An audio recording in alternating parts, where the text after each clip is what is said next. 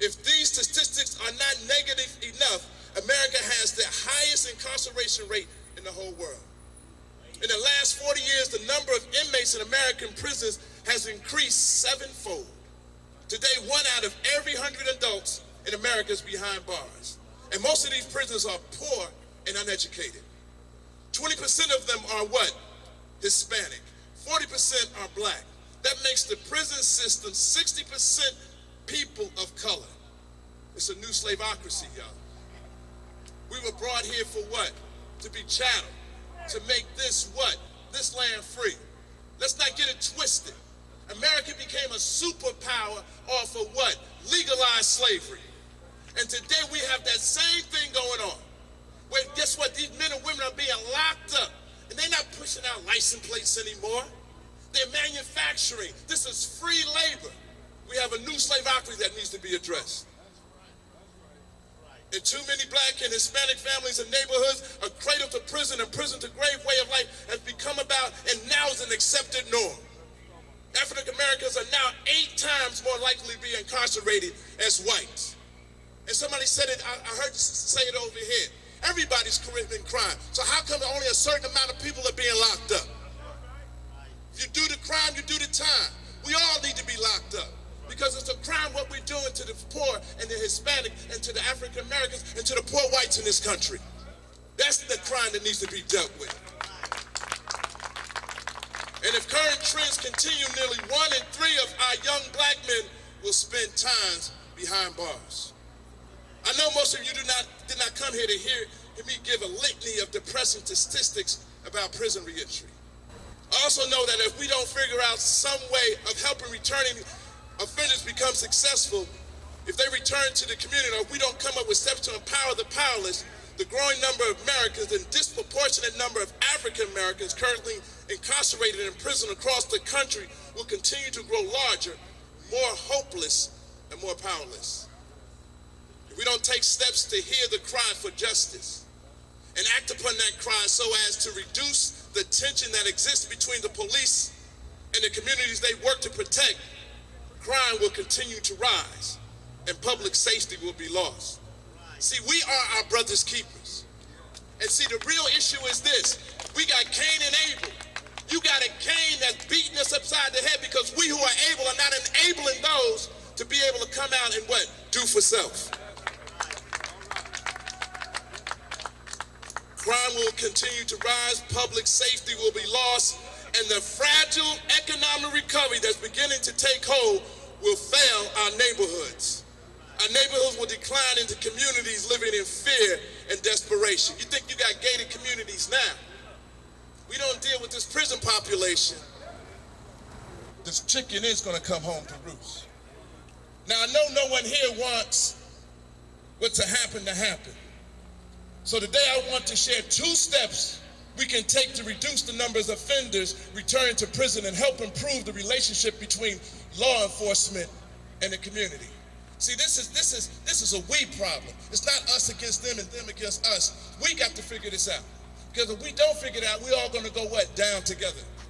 That's what this recession is all about. It's about judgment. God is telling us to what? Wake up. God has always been a God of what? Justice. That's right. Jesus was the first revolutionary. He said, the Spirit of the Lord was upon me. He's anointed me to do what? Preach empowerment to the poor, to set the captives free, to set sight to the blind. This is what it's all about. I want to share 2 steps that will empower the powerless and help us to always hear the cry for justice of those kept back and left out of the American dream of life, liberty, and the pursuit of happiness.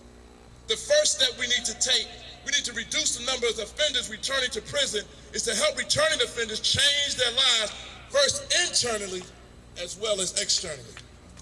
We must work on effective reentry efforts that can help transform lives. These efforts must begin with offenders themselves. See, I can't ask you to help me unless I'm what? Willing to what? Help myself. Returning offenders must ask themselves what they can do to help themselves before they can ask anybody else to help. This is not to say that returning offenders, pre-release and post-release, do not need help. They absolutely do. The food that we give out and will give out shortly will go a long way in feeding these families who signed to receive this food. But external support cannot and will never substitute for internal effort. Usually the results of the internal effort are peace of mind, personal accomplishment, achievement, self-determination, dignity, and self-worth. Take away the possibility of achieving or experiencing these things, and a person with great material wealth and abundance will be just a shell, not a human being. The powerlessness that many returning offenders feel and their cry for justice is not necessarily a cry for dependent support. The cry more often is a cry for access to opportunity, real support, and acceptance of family and loved ones. Do you know that many of us, when we get out, we can't even get back with the people that we left because of these laws that prevent us from even living in public housing, let alone from getting food stamps or the things that we need in order to survive.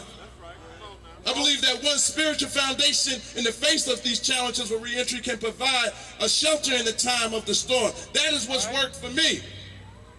Returning offenders must take steps to examine their situation and ask themselves the question, am I doing all that I can to help myself? And I'm here unequivocally to say Jesus has been the answer for me.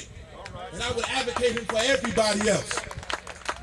Do I have something to believe in greater than myself? Have I dug deep within me to find the presence and the power that I believe is there?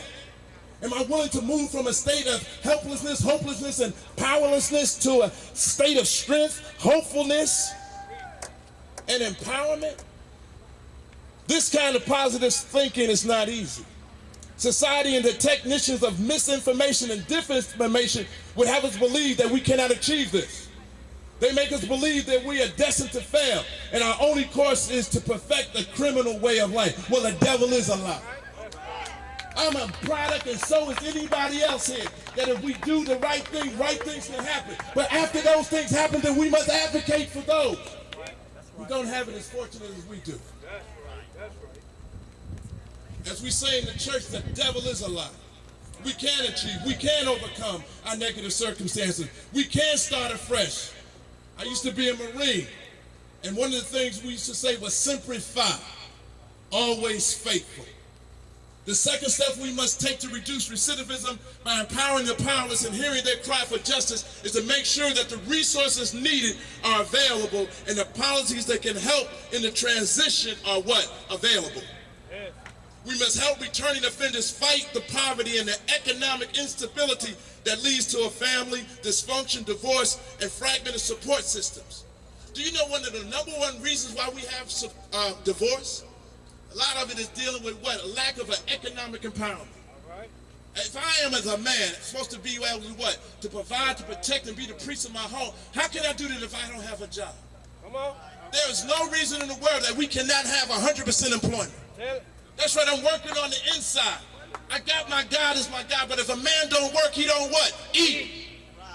Look at the flight of capital that is going over to third world countries. What about that?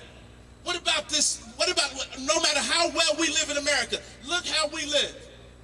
The things that we did 400 years ago off the exploitation of the poor is now worldwide with this economic global system. And we don't want to talk about it. We don't want to deal with those things. There's a reason why, again, that half of us is locked up not by what? Accident, but by design. Come on, we got to speak the truth now. This means helping former offenders fight for the wraparound support services they need, like increased education opportunities, job readiness and job training, jobs, housing, health care, substance abuse treatment, mentoring and enhanced mentoring. Helping offenders combat the vicious cycle of violence and poverty with opportunity, education, and hope in the economy that's spiraling out of control will not be easy. Everyday people are finding it hard to make it, especially here in Georgia. Just yesterday, the employment rate in Georgia was 10.5, hope of the what? National average. We must also help returning offenders and even those who have not been convicted or imprisoned to fight a justice system that seeks to enforce inequitable laws. We must help